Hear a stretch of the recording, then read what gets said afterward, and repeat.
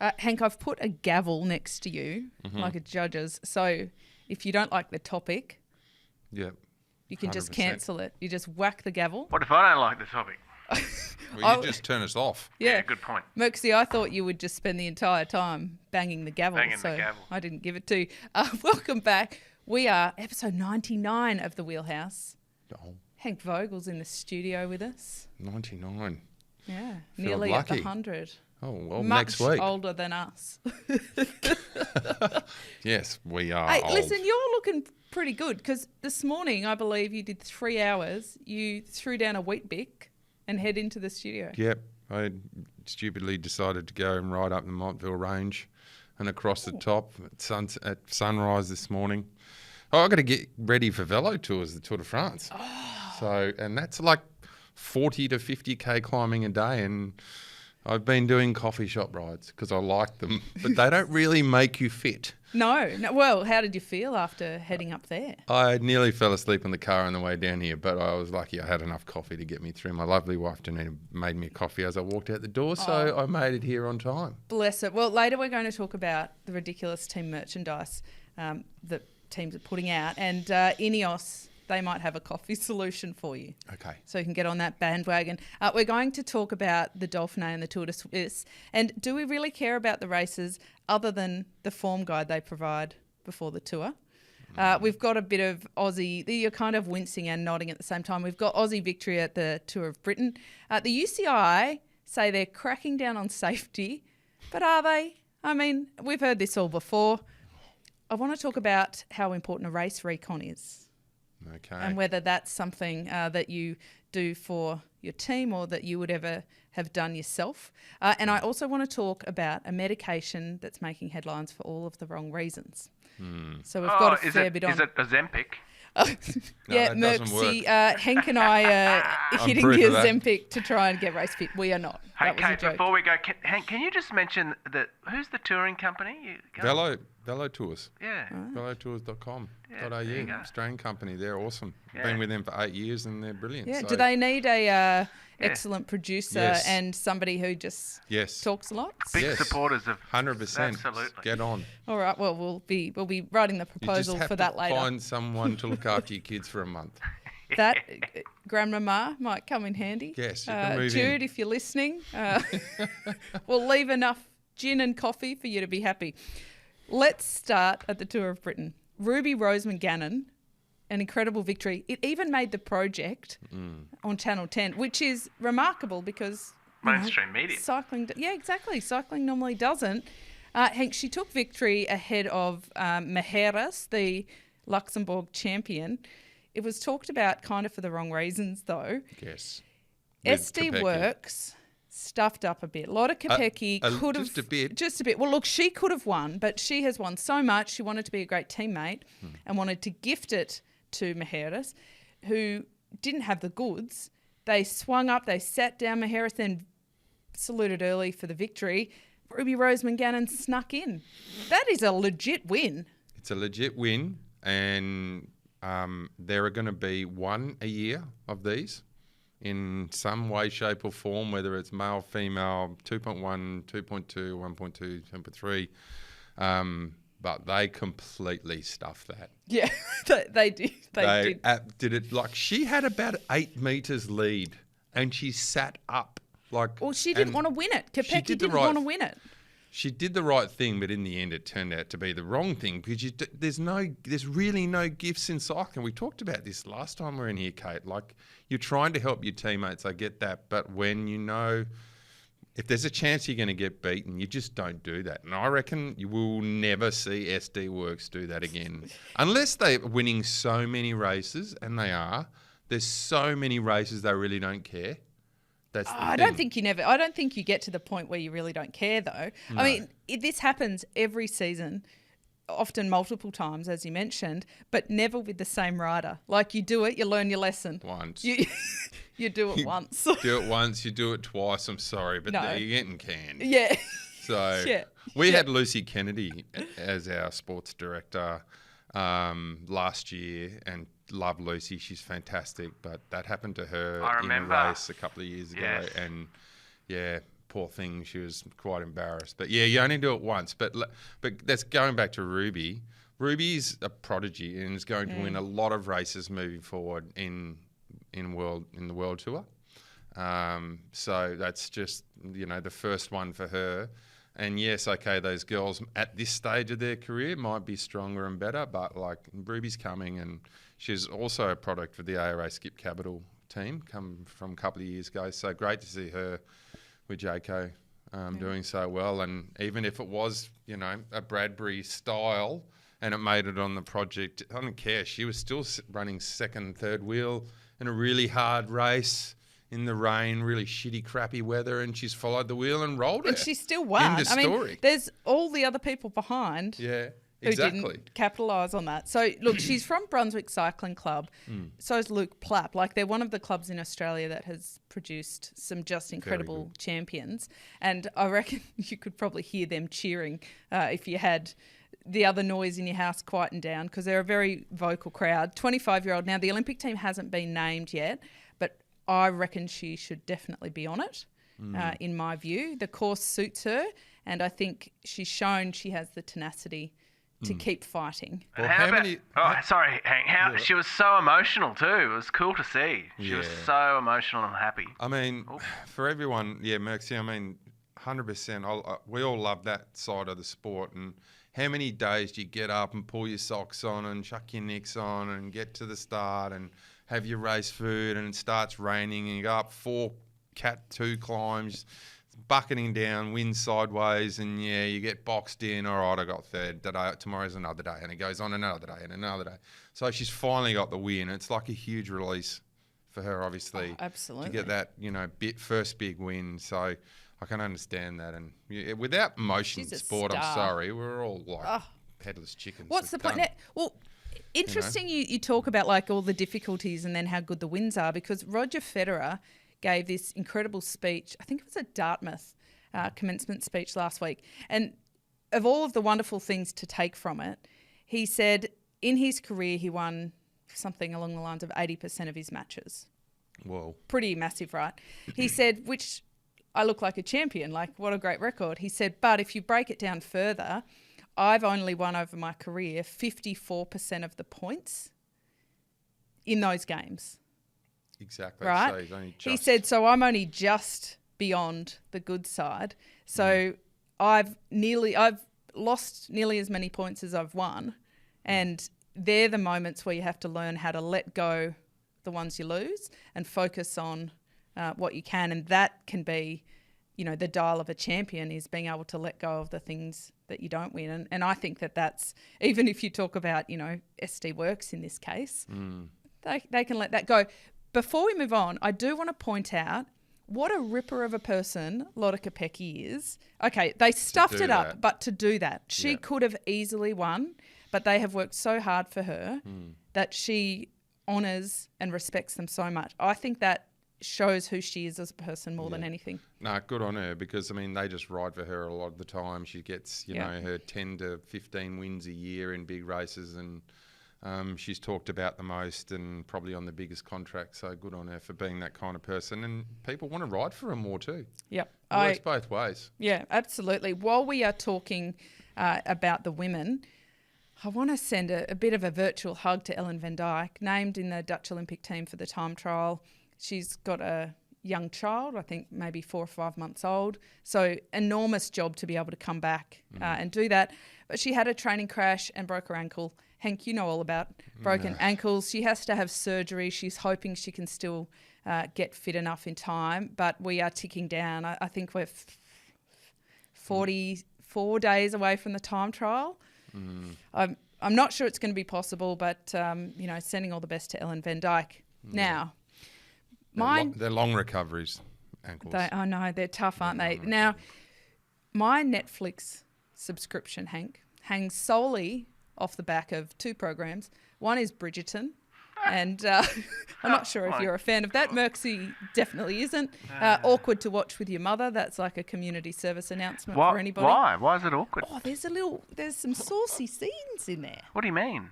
You know what I mean by nudity. saucy. There is some nudity. Hello. Yes. Yes. Okay. Anyway, moving on. What's the other one? And Yeah, gossip. it's quite different. Less nudity, but more swearing. Unchained. Tour de Yes, France it came out documentary. yesterday. Yeah, so the second one has dropped. No spoilers. So please, keep tuning in. We're not going to ruin it for you. But some interesting things came up. What I want to start with is in one of the opening scenes, Ben O'Connor, who features very heavily, and this is binge-worthy, I'll say that, is training before the Tour de France, and his director's in the car behind him. He's got a teammate, and they just find out the news that Gino Mader has passed. May he rest in peace. It is the most goosebumpy moment of any documentary I've ever seen, where the director pulls his teammate back and says, "We've just found this out. Ben's a good mate of his. I don't want him to find out through text message when his ride's finished. We have to tell him." And they pull over and they share the news. And it is one of the rawest moments you will ever get. I get goosebumps even talking about it. Before we dive into the salaciousness of this series, it is a very strong reminder, Henk, that they are people. They're not just these animal athletes that we can judge and, make strong opinions on. They're not all heroes or villains. They're people. Yeah, that's right. And I haven't seen that, Kate. I know that dropped yesterday in time to watch it. But yeah, I can't. Having a camera on you in that period, Oof. I wouldn't want to be him. I wouldn't want to be watching that back either. Yeah, As a rider, I wouldn't want to be watching that back to recreate it. Like, it's kind of a horrible moment, but I suppose this is the drama that they're looking for out of Netflix. Well, I'm curious if they even do watch it. Merckxy's got a big history in production, and I reckon he'll have some divergent views here. But I think this one goes a little bit too far into kind of maths territory. That's Married at First Sight for anybody who, doesn't indulge in a little bit of reality TV. They very heavily editorialise it and tell stories based on what stories they want to tell. Yeah. There's some real heroes, there are some real villains, but there's a lot of moments, Henk, where the writers are asking to turn the camera off. Yeah. Well, I believe, or so I've heard, that last year's Jumbo Visma, this year's Visma Lease bike, were really not happy with the drama that was created in last season with the Wout van Aert Vingegaard rubbish during the race. It was all turned out to be bullshit about how there was a void and Wout wanted to do his own thing, and he ended up being the best teammate ever and wins the Tour for him, on that last stage in the Pyrenees. So where he drops Pogacar. So that drama that went through, so that is from the editor. So that's all coming, and they're all putting these, they're just, they're zoning in the camera on certain, facial expressions when someone says something. And that's, Merckxy didn't know all about it. It's all just salacious and fantastic. It is. Hearsay.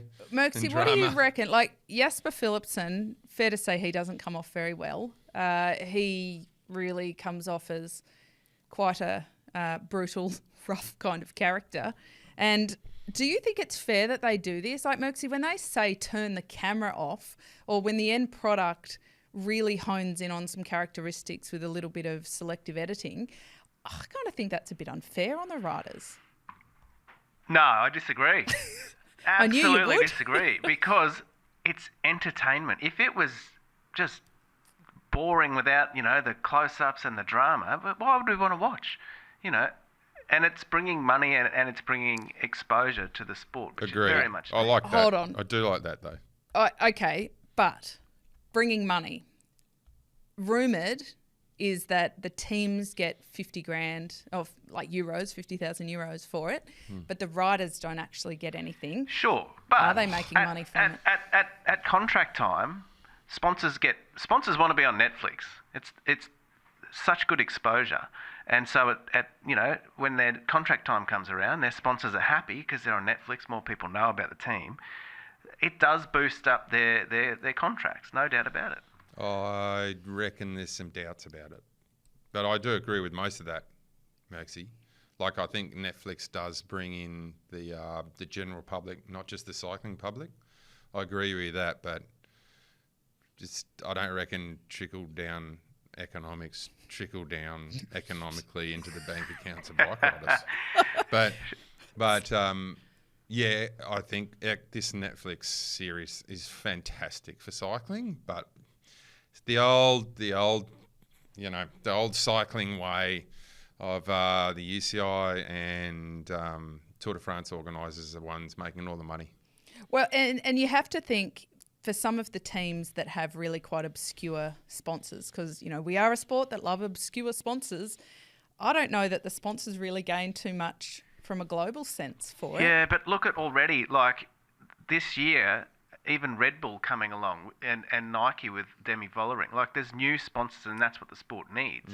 That's true. And you want people, like we've talked about, Hank, you've talked about legends riding in the snow and the toughness. And you want new people to see how beautiful and how tough and brutal it is. Yeah. It can't just be the same old people every year. And I reckon stuff like this Netflix, it's like the Formula One doco. That brought, new viewers to the sport. 100%. I agree with all that stuff, Merckxy. I just wish there was somebody who was strong enough in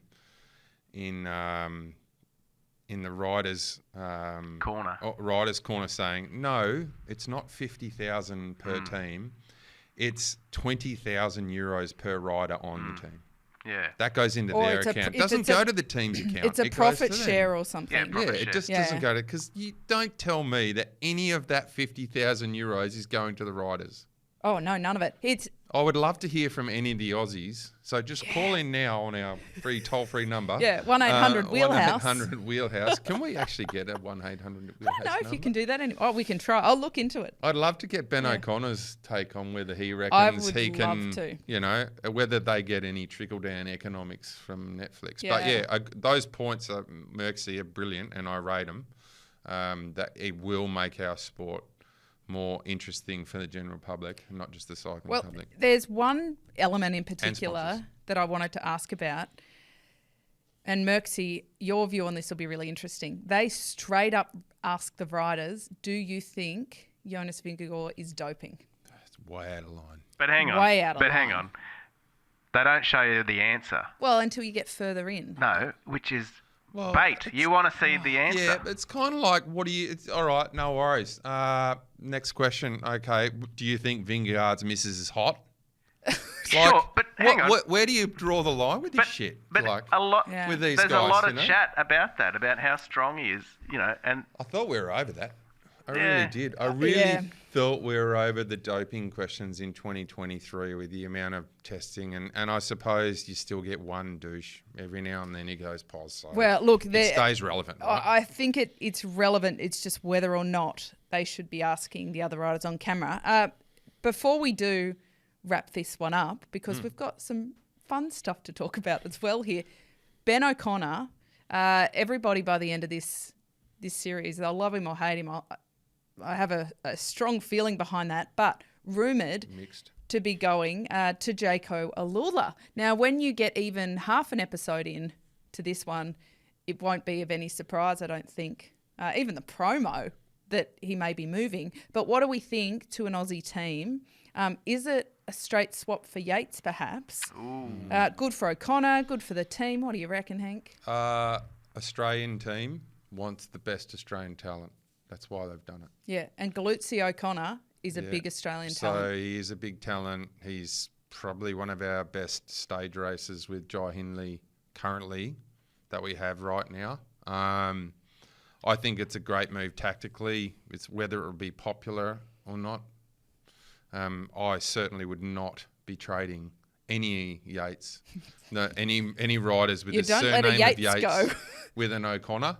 No straight swapping at all, and it won't be that anyway. They're just talking about that now, but if they have a Yates and an O'Connor, that is massive for better. GC ambitions. But maybe they can't afford both.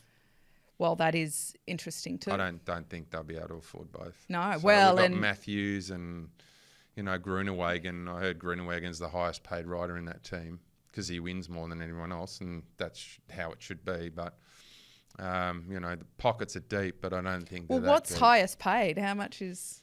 Since you've got all the inside I'm knowledge. just throwing Henk. Hail Marys out there with how much I think riders are on, but I wouldn't think that Groenewegen is on any less than 1.5 million euro, which is over 2 Aussie. Yeah. So then you per have Matthews year, who would per have calendar per year. calendar, and I reckon Matthews is on similar. So, gosh, they were paying riders that kind of money back in the Matt Goss era. Oh, look, the the year that I, my first kind of world tour year, if you want to call it that, when I got third at Amstel Gold Race, I won, I earned €500 a month. Yeah. Oh my gosh. I thought that was, Do you know what the girls ripper, get I got to paid? say. Do you know what the girls get paid now, Kate? Yeah, minimum wage is equivalent to around 60, 65 Aussie a year. Aussie. Yeah. And what about the really good girls? Oh, Is Vollering over in the million now? Over a million, yeah. Or rumoured to be, yeah. You did win a wheel of cheese, though, once. I did. Oh, look, I've won some Did you great ever win things. a cow?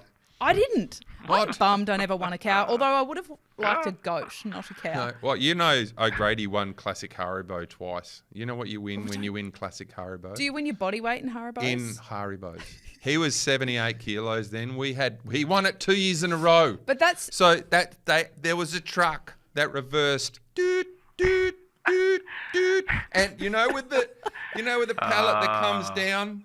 Yeah, 78 kilos of Haribos went into our house. Did that... And just for those listening, Times two. that was Henk's sound effect. I didn't even add that in. Well, that's where you want the sprinter with the we had to higher body weight to win, right? What the ate F so are many Haribos? of those licorices. What are You know the Haribos? licorices? You know the licorices that they have the different colours. They're the little block ones. Yeah, They're they're I love like them. Allen's. Oh, they're horrid. Allen's. They're lollies. I had to give them away Like to so gummies. many people. You can't eat 80 kilos. We tried. Oh, my goodness. Well, there you go. Yeah, I did always want a goat. So but you alas. did want a goat. I did want to win a goat. I just thought that would be really cool. Well, we won a cow in the Tour de France, See, but we never saw the cow. Because at the Tour de Suisse, normally the local farmer gives a cow, but It takes it home. don't they then produce the cow later on in frozen bundles of meat? I'm not sure. I think it's like one of those checks. Or is it like actually take a cow? Sorry to any kids listening. So, yes. Yeah, I'm not sure whether that. I don't know. No, actually, we'll find out about that.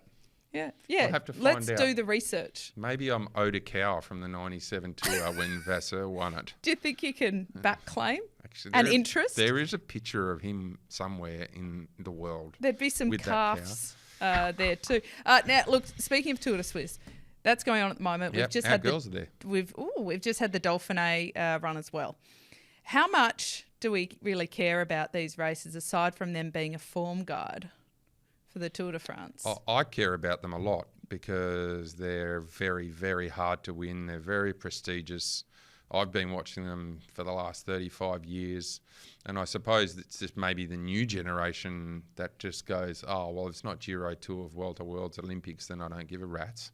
But there's a certain gentleman by the name of Roglic who's won 19 stage races in his career, the most successful stage race rider in the last 10 to 15 years. And every one of those is hard fought. We're talking guys won Romandy, Dauphine, Swiss. He's won Catalunya. He's won Tirreno. He's won these amazing races. Be hard pressed to see anyone who's won that many. So yes, it's a form guide, but I think there's a lot of history involved, and maybe people should go back and see the history of Lance winning and Indurain and Merckx and all the legends of the sport coming out. And yes, some are form guides, and everyone's on a different program. So that's what makes it great, because not everyone's in the great same form. So. Do you reckon Remco would be disappointed, Henk? No, I don't think so. Oh, really? There's so much pressure on that kid. Like, the whole team revolves around one young guy who's been pretty good, who also fell off a cliff and literally we never saw him again. He broke his pelvis and had to learn to walk again. I don't know. I've broken 18 bones in my life with the amount of crashes, and I never came back to what I was. So if he's coming to where he is now and still top 5 riders in the world, I rate the kid. I reckon it's going to be special. And his time might be 2 to 3 years after the Roglic and the Vingegaard and the Pogacar, you know. I mean, Pogacar's still so young, but who knows? Maybe Pogacar falls off a bridge one day, and you don't wish that on anyone, but this is what the sport we're in. Yeah, it's not easy actually to predict the trajectory of careers because there's so many unknowns. What I've really liked about it, and I mean, I just love watching bike racing. So for me, they're more than form guides; they're entertainment. Was Derek G. He's an ornithologist. Do you know what that is? What the hell is that? It's a bird watcher. I was going to say, I thought it was something to do with feet. No. Isn't that like Phil? Phil Liggett philologist? is an ornithologist A as bird well. watcher. A bird watcher. He totally looks And like a bird watcher. In fact, well, when we were on family holidays on Morton Island last year, the kids were asking about what the local birds were. So I took a photo and sent it to Phil. Yeah. And he did his best. He didn't nail it, but he gave me enough information. He'd never seen one to go and look up what it was. Now, in saying that, don't ask me what it was. Can't remember. Could look back at messages, but It was a seagull, it wasn't. I think. Stop it. It was not a seagull. It was a seagull. You're talking about that kind of bird. Oh, okay. Oh, dear. Yeah, so, well, to clarify, Derek G is, you know, the tweet bird kind of watcher. But anyway, alas, he took a yellow jersey, a really breakthrough win from him. Isn't that crazy that was his first win? I know. Well, because he's done so consistently at Grand Tours. Like, he's not a small name rider, but a real moment. That's amazing. Did you see how happy he was? He was so stoked. Happy. He was so stoked. It was just like, you know, some people like Ruby, you know, she cried and she was like that emotional, and everyone's get like really like full on. They want to fist pump, you know. Oh, yeah, exactly. And he was just like laughing.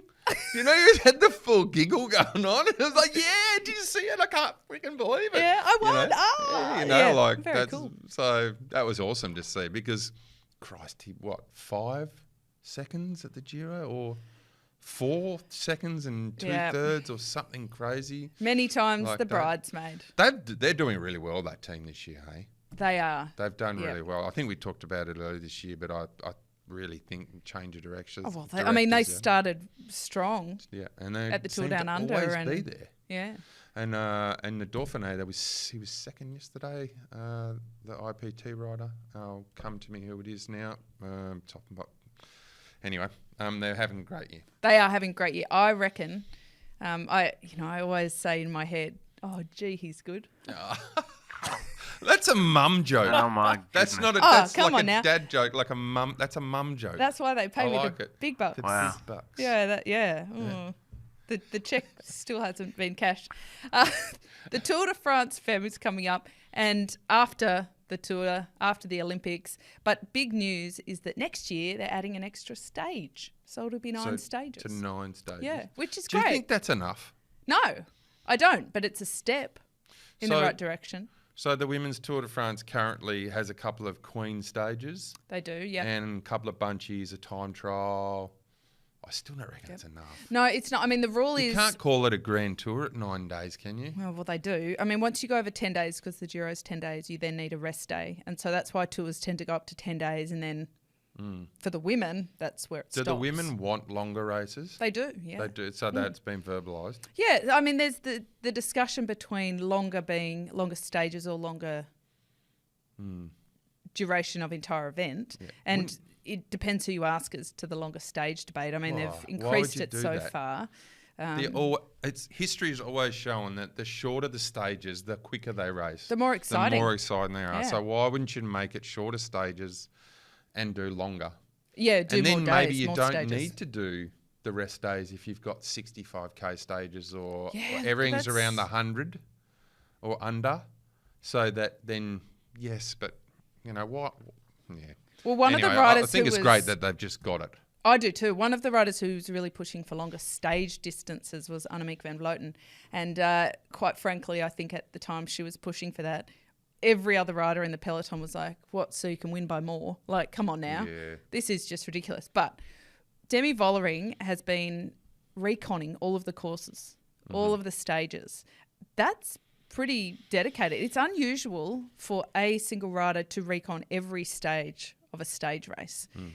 Yes or no? This comes back to the men having 20 stages. Men can't do 20 stages. Generally what the hitters do in the men's is they will go and pick the stages they think, okay, so there's 4 days where you win and lose the Tour de France.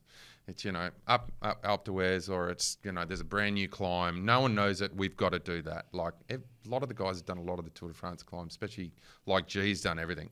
Do you understand what I mean? Yeah. But that's the DS's job generally. Like we ride a little bit with Matt Heyman up in Budrum. He's now one of our group up there, and he just goes from race to recon to race to recon to race to recon. So he goes and videos and does everything. And it's quite surprising that recon still exists. We still do it even in our team, but we only do it if we get to the race 2 days before. But what are you looking for? If you recon, what are you actually looking for? What information do you then give to the riders? All right, so there's a roundabout 1.2k to go.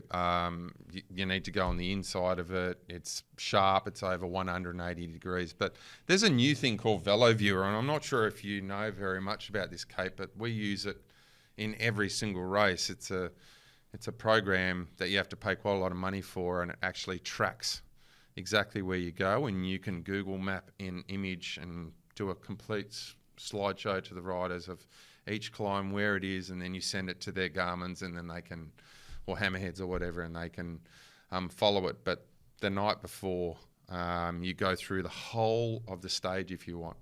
So you can show every climb, every corner, every cobbled section, every roundabout before the finish, even show the road, how smooth it is, how rough it is. Oh, look, here's a freaking pole with 1.4k to go. Don't hit it.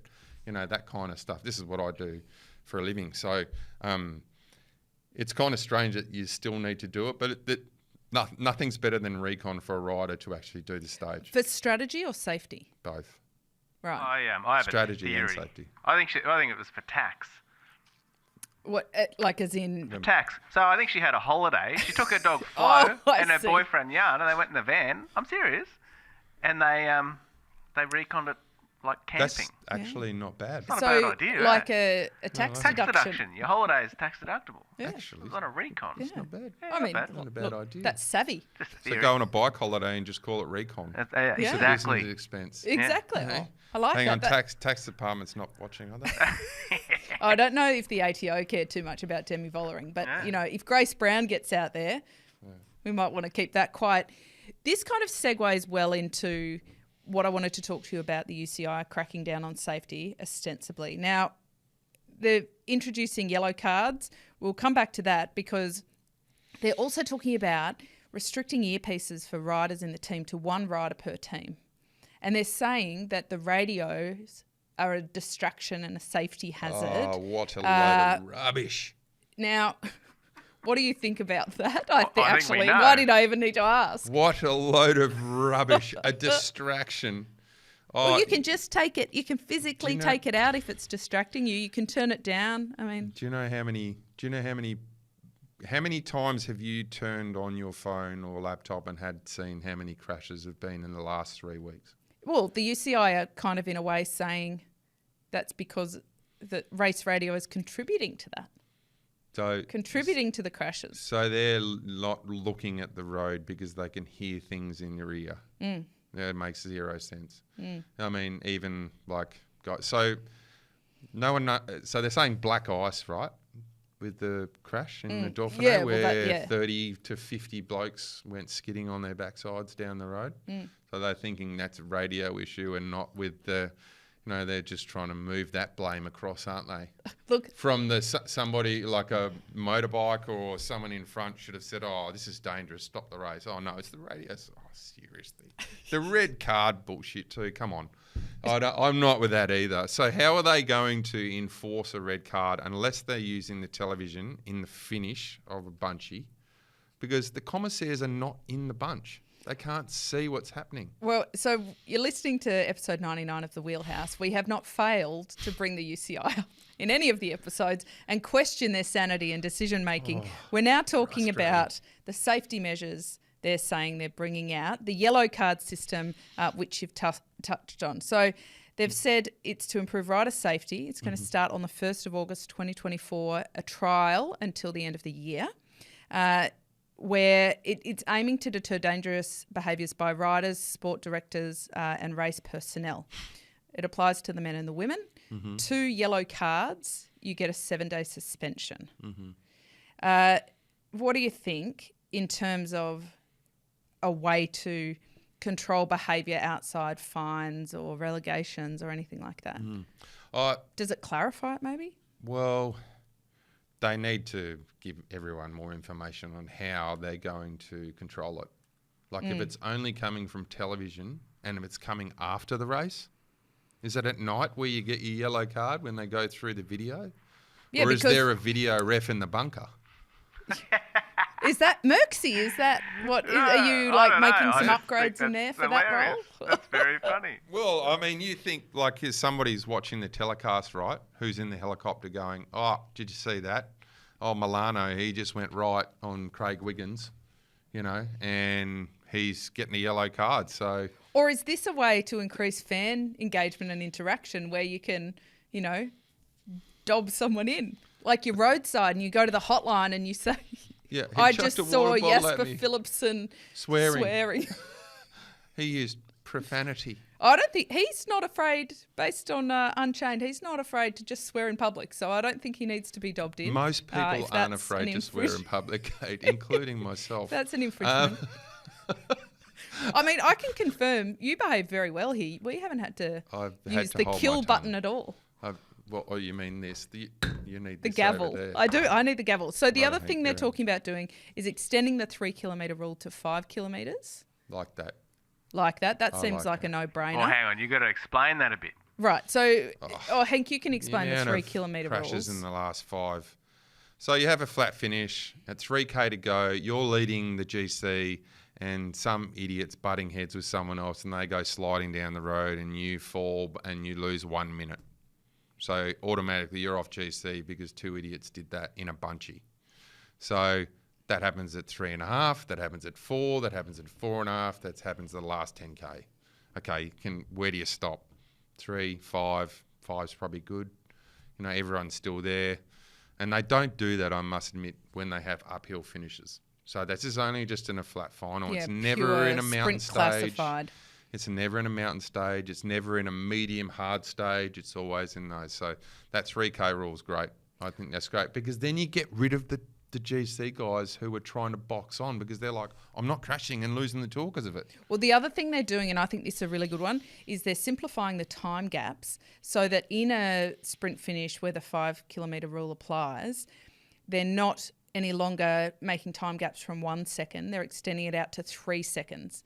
So before you start, you know, before you're on a different time, so that if you're a GC rider, in the last couple of 100 metres when it is getting crazy, you can really stay out of it. And as long as you're within 3 seconds of the winner. That's a good rule. I think that's tick good for the as UCI. Hang on, guys. Did you hear that? Did we just say UCI. 2 rules are good that the UCI brought in? Yeah.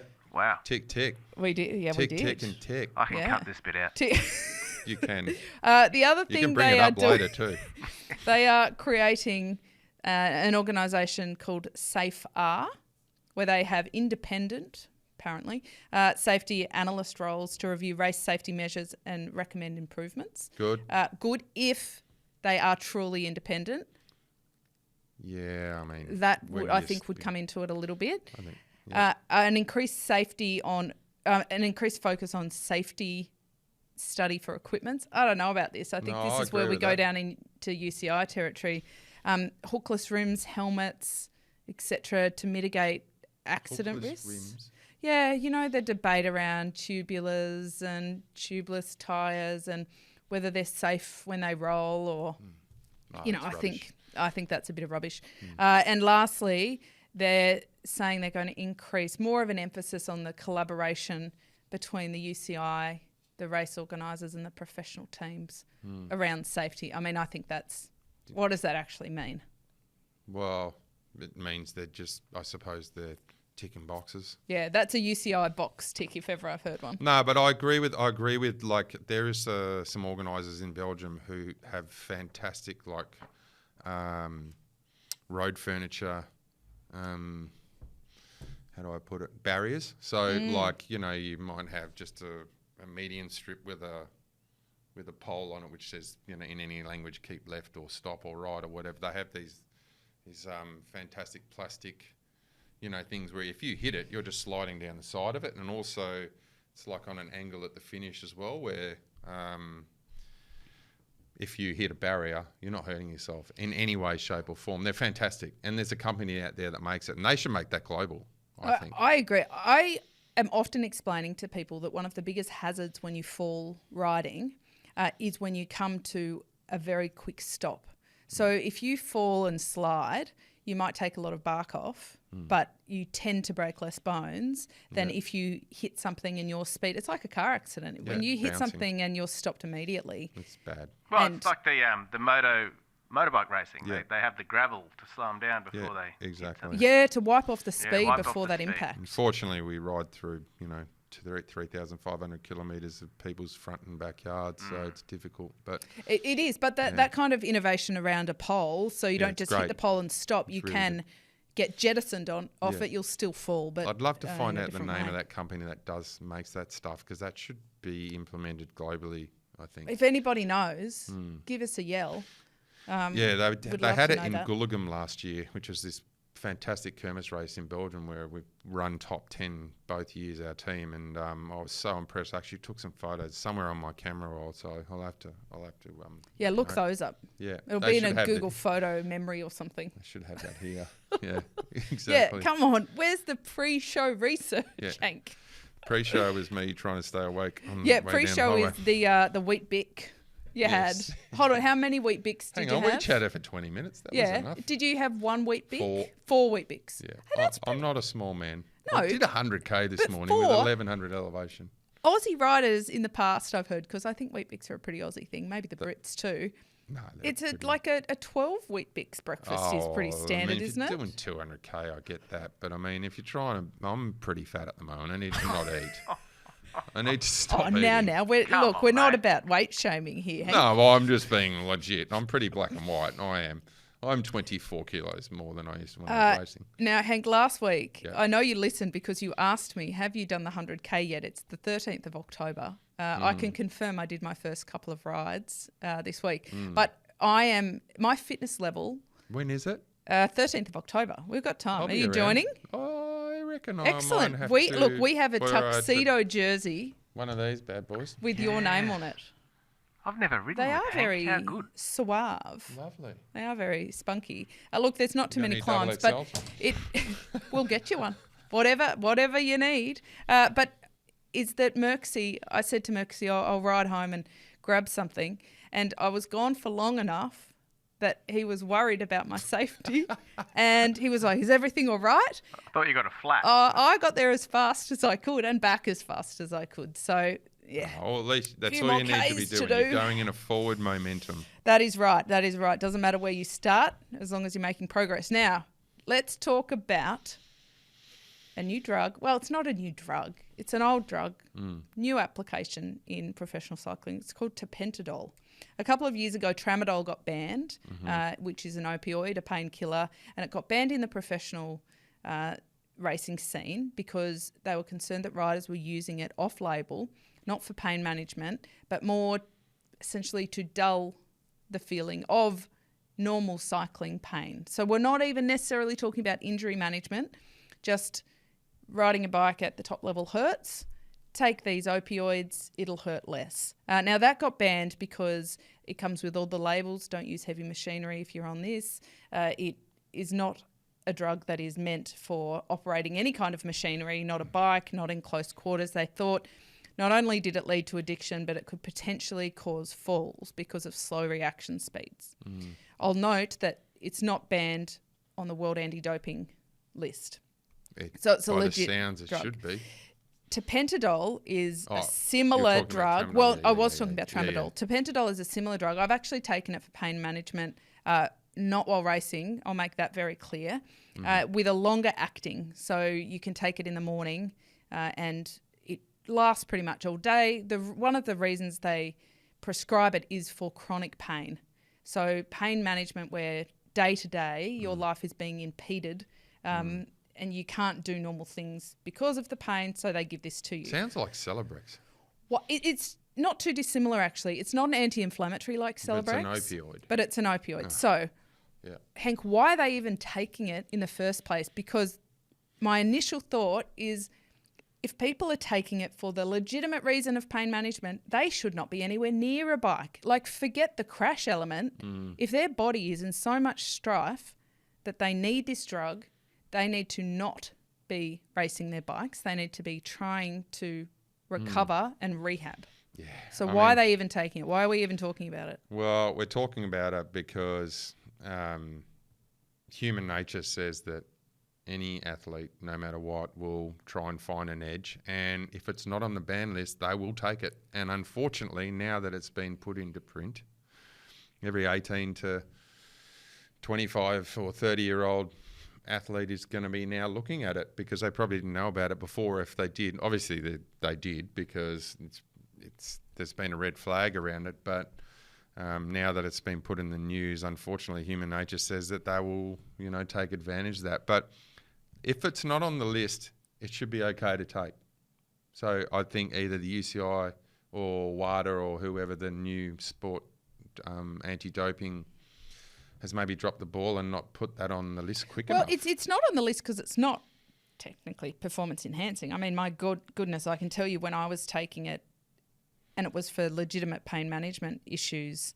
With a chronic pain problem that I've struggled with for a decade after my career, it was the better choice in terms of being in pain all day and not be able to function or not. But it has big side effects. Like, it's not something you choose to take for fun or certainly for performance enhancing. So I'm also thinking, Henk, from a team director's point of view, what do you do when one of your young athletes, like, they have to declare what they're taking? What do you do if one of them says, I went to the doctor, I've hurt my hip, they've given me some pain medication, it's completely legal, it's not on the banned list, just letting you know? Well, I would have to let them start. I can't not. Because unless he was, like you said before, unless you can see an impeded vision or reaction time and you know that's the case, then you have to let them start. Because if the doctor, and should be a team doctor, most teams have team doctors, if they say it's okay for them to race on and there's no issues, then you kind of have to let them. But you'd be concerned. So is this a big doctor responsibility? We follow state of origin here, and I'm still licking my wounds after last week's flogging for the Blues. But there was a very, famous hit on Reece Walsh by Suwali in the men's. Horrible head injury. Footage. He was not clean out.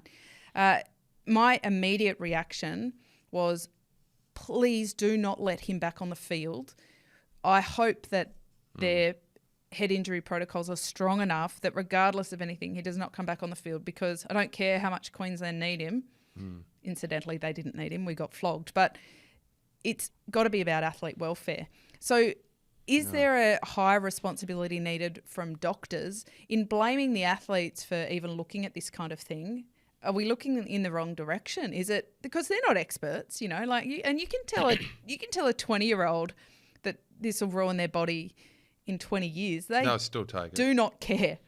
They might nod and say, and they want to go back on the field. Like Christian Pataka yesterday in Melbourne, they lost. He got crunched by another footballer, 4 ribs, punctured lung, and lacerated, a grade 5 laceration on his spleen. So he asked the doctor to go back on. I don't know if you can see it, but his face was this colour.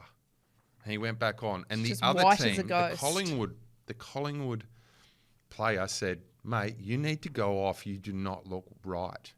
So, and the talk around is that the athlete, you've got to save the athlete from themselves. So maybe there is, in that instance, it's like, no, you're done.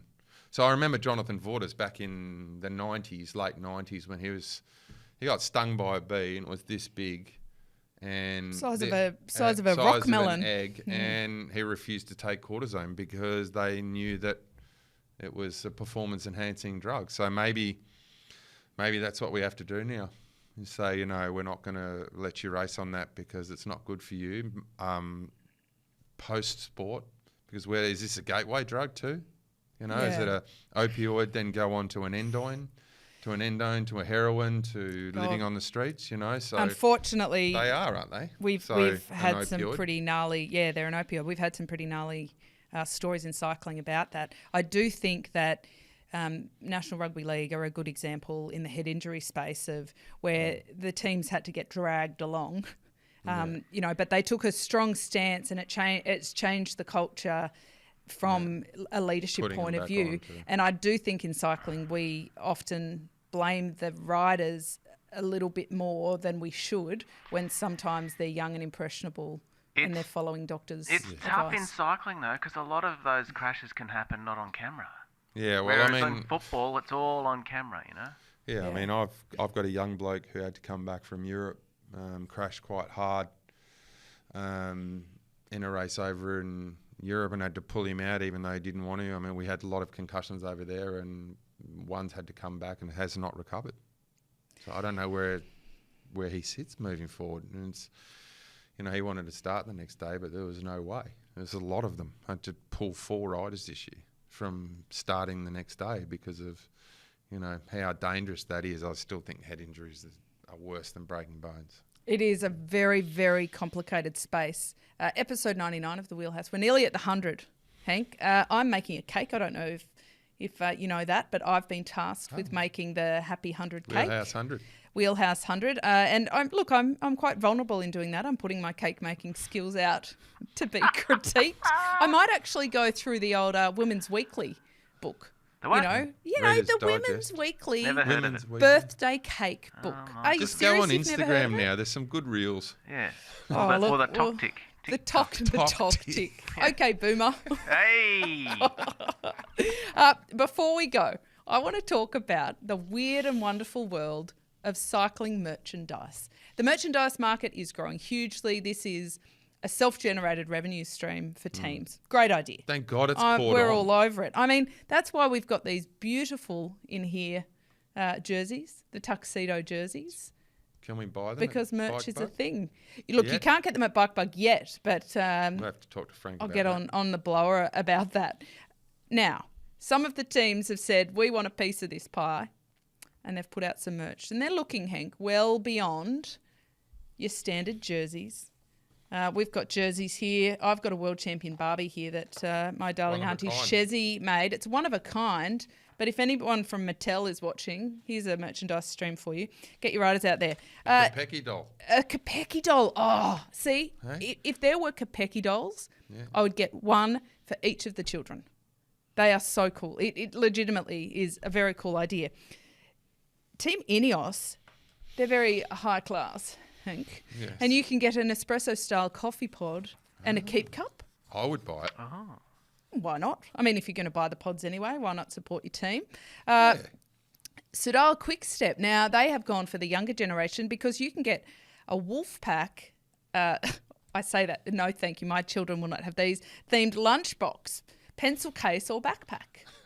It's like Bluey, but a wolf pack. Ooh. I had a It's quick kind step of cool though. umbrella once. After Worlds, I got a quick step umbrella. Oh, you did? And where is that, it, Merckxy? some bastard stole it at school pickup. There's someone at the public school who thinks it's a great, they're like, this is a great umbrella. Jonas Vingegaard, now he has gone very Scandinavian. You can get a personalised scarf from him, which is quite cool. If you are a Decathlon AG2R Le Mondial fan, if you can even say that quickly, no, you get a cuddly toy dog in a team jersey. Oh. See, I like that. Oh, that's cool. Kids like cuddly toys. Yeah. If you Sudal Quickstep, they're really going after the young market. So they're not just lunch boxes. You can also get a baby bib or like a onesie. Oh, I love for the that. kid. I love that. I love like kids anything kids jersey. I would love an hoodie. Yeah, Personally, and adult size, kid size, we'd do that. I thought, what are we going to do like for the Aussie? Because we can do it for Jaco Alula, like Aussie team, but we can also like Wheelhouse, bit of an Aussie theme. Yeah, I thought. what do you what do you reckon? think? Well, you could have ARA Skip Capital surfboard wax. Yes. You know, Actually, Sunshine Coast. surfing. ARA Skip Capital Budgie Smugglers. Yes. Well, Valtteri Bottas, he likes to Budgie smugglers. rock those. Maybe you can do a collab. How much of a legend is Bottas? He's Hey, he's a cool cat. Do- Loves getting in the nude though. he does, That's well, okay. when That's his okay. We name's all came out nude, Bottas, True. I feel like there's a link there between how often he gets his Ass ass out. Oh wow. Oh my God, Kate, you were on fire. You with Yeah. the said mum that jokes. with me, right? Okay, stubby holder. What do we think? Yes, yep, I like that one. Stubby holder. Like- And what about, we could even do like mini Jaco caravans. You know, that have little- wheels. We could, Yes, like, you know what little toy all the caravans. rage with the kids is? Keychains for their school bags. They have like 20 Lanyards. of them. Lanyards? Oh, yeah. I love lanyards. Why haven't they consulted And I us? need some of those things that keep my glasses from falling off my Oh, yeah, like Yes, because we're old guys. Oh, no, I'm the these same. are broken. You know I stood what? on them already. all generations can follow sport. So you got a lunchbox for little Jimmy, Yep. and you got a lanyard for us. Yep. for the I oldies, like for the our wax glasses. too. Yeah. ARA Super. Skip Get onto that. Capital We'll wax. talk about That's that. good. Well, there you go. Well, Profit share. speaking of wax, were you here when we were looking at the Bike Bug I don't wax. Silka wax for your chain? Okay, sorry. I thought you were Hank, for going your down chain. another No, road. no, Well, no, you'll no. have to wax if you get the DTs. Silka have put out this fantastic like one-stop lube shop for your chain. Oh. That sounds interesting. And you dip your chain in the wax and you hang it, and voila, Yeah. it Oh, doesn't get it's all the dirty rage, or the wax. gritty. I'm The going to do it. waxing chains. I have got a new bike on order, so I'm very excited. What are That'll you be getting? that'll be coming on. Colnago? Yeah. Oh, I'm so jealous. Is it? Yeah. V3. I can't wait, and I've had the wax kit for a while, but I've been holding off. For summer. To Merckxy, the right that's time. brutal the right for my new time. bike. Oh, sorry. Yeah. I got New Yeah. you. bike, right time. Yeah. So when my new bike comes, I'm going to get waxing of my chain. Yes. Okay. Thank you, Merckxy. Yes. Welcome. Now, speaking of which, it's end of financial year coming up. So if you do want, to wax your chain or any other bike accessories, wanna go BikeBug, to head to BikeBug. bikebug.com, chuck in code Wheelhouse. But they do have some incredible sales on at the moment. If you sign up on their site, there's up to like 70, 80% off in EOFI That's such a good deal. sales. Get And- on it. And you get Do to, your Christmas shopping before early. with tax time. Exactly. We'll put some of those on our social specific ones. So keep an eye out for those, because if you're after Sonny's helmet, whatever, over different days toward financial year end, they've got some pretty exciting stuff coming out. I bought some lights off You their did? website. What are My they? Does that God. mean you're actually getting up early and riding? Merckxy. Oh, wow. That's- Yes. Wow. But yes, No, is the so answer. did you use them? I did, yes. Oh, that doesn't So- mean you've been up early So then, mate. good. Yeah, well- so good. Good stuff, Merckxy. So bright. Personally, I think you should have lights on at any time of the day. Yeah, Yeah. especially the rear Be light bright, has to wear be a on light. the whole time. That was so Yeah. bright. I was up on the Gateway Bridge. Saved your life. They had to divert the planes from the airport. What the? But Merckxy's also riding the Brisbane Righto, to Gold Merckxy. Coast. That's enough. Episode 99. Maybe we could leave this behind once Yes. we turn 100 next week. Thank you Yes. for joining us, Henk. Thank you That would for be coming good. in. Is all the gang coming next week? Yeah, well, Yeah, look, that, we're going to see how many we can fit around the table. We've just, Nice. yeah. Yeah. Is Maxie Hobson around? What's he doing? Oh, we should see if Max is around, actually. I reckon that he probably can Would help like with some of the chain wax too. Yeah. Yeah, he can wax my chain. I didn't quite mean I gave like mine that, but I there gave you mine a go. bath yesterday. My whole bike a bath. Your whole bike Yeah, apart. yeah, the So whole you got to lube it up Got a after that. Christmas present. You do. Merry Christmas, bike. All right, over and out. See you next week. All right. Episode 100. Hank will be back. Maybe. Dun. Ciao.